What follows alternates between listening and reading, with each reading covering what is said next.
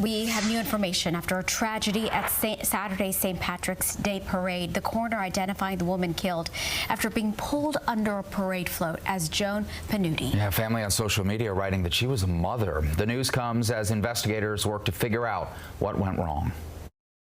The photo shows what appears to be a happy family, anchored in the middle by a mother's smile. That photo, now the cover of a GoFundMe account created to support the people she leaves behind. The coroner says she was 50-year-old Joan Panuti of Louisville. The GoFundMe calls her Joan Pottinger. Saturday, as the St. Patrick's Parade made its way down Bardstown Road in the Highlands near Grinstead Drive, police say Panuti was walking alongside a float when her foot became caught. She fell and was trapped under that float. This video shows the aftermath. The parade stopped and people and paramedics rushed to help. Police say, sadly, she died at U of L Hospital. Monday, Mayor Craig Greenberg, who was also taking part in the annual parade, said she was a friend to people on his Metro team. There's several people in my office that are incredibly close to her and her family, and we want to support them as well. It's just a horrible tragedy.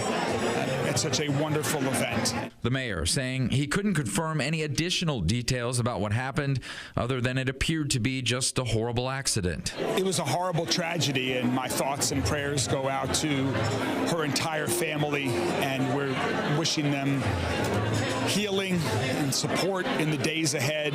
The Ancient Order of Hibernians, who helped to put on the parade, posted on Facebook that the organization is deeply saddened by the tragic accident.